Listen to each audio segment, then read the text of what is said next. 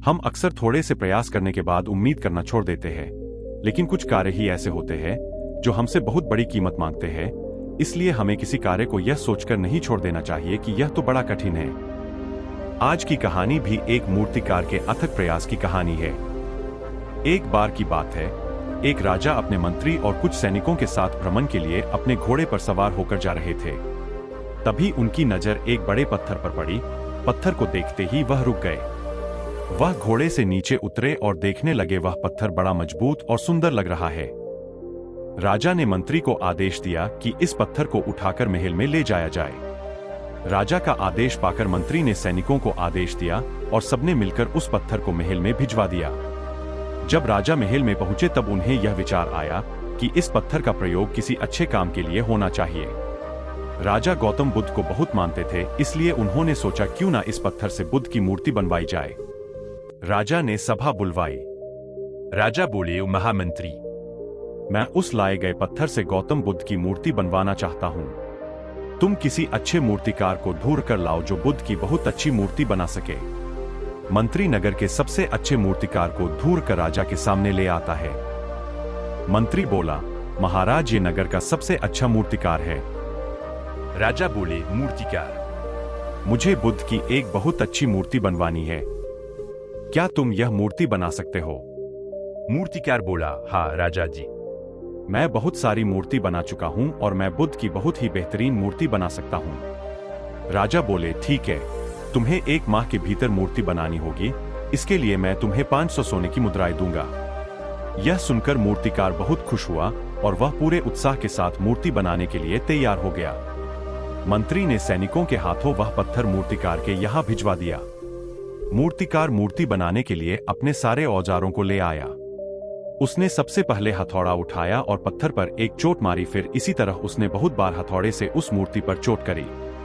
पत्थर पर एक खरोंच तक नहीं आई। उसने हजारों बार चोट मारी, लेकिन पत्थर इतना मजबूत था कि थोड़ा भी टूटा नहीं। मूर्तिकार ने इस बार भी हथौड़ा उठाया पर वह रुक गया। वह सोचने लगा, पत्थर तो टूट ही नहीं रहा, फालतू में हथौड़ा मार मार के क्यों खुद को थकाऊं। उसने फिर प्रयास करना छोड़ दिया और 1 माह ऐसी बीत गया। अब मूर्तिकार को राजा के सामने पहुंचना था। दरबार लगा, सभी राजा के दरबार में मौजूद थे।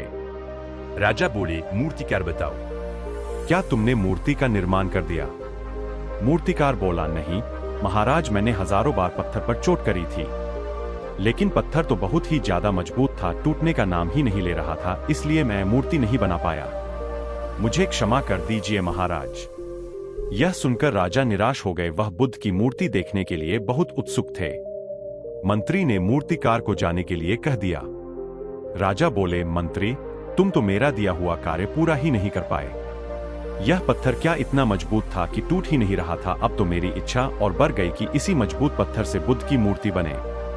जाओ किसी और अच्छे मूर्तिकार को ढूंढ कर लाओ जो बुद्ध की बहुत ही बेहतरीन मूर्ति बना सके।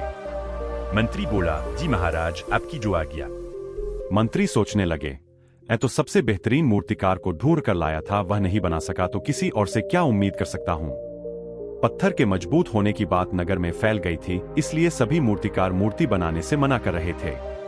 आखिर में उन्हें एक साधारण सा मूर्तिकार दिखा। मंत्री ने मूर्तिकार से पूछा, क्या तुम गौतम बुद्ध की मूर्ति बना सकते हो?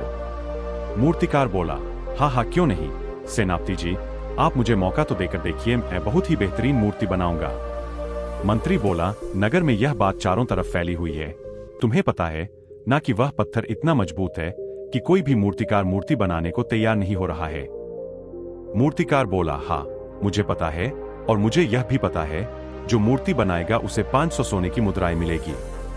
मंत्री के पास कोई चारा नहीं था, इसलिए उसने यह कार्य उस साधारण मूर्तिकार को दे दिया। मंत्री ने उस मूर्तिकार के यहां पत्थर भिजवा दिया। उस मूर्तिकार ने कार्य करना शुरू किया। उसने पत्थर पर चोट करी, लेकिन पत्थर का कुछ नहीं हुआ। लेकिन वह रुका नहीं, वह तब तक चोट करता रहा जब तक कि पत्थर ना टूट जाए। वह पत्थर इतना मजबूत था कि उसे पत्थर पर डबल मेहनत करनी पड़ती थी, लेकिन वह रुका नहीं। उसने बहुत मेहनत करी और वह मूर्ति बनाने में कामयाब हो गया। 1 माह के बाद सेनापति मूर्तिकार के पास पहुंचे। मूर्तिकार ने मूर्ति तैयार कर दी थी। दोनों महाराज के दरबार में पहुंचे।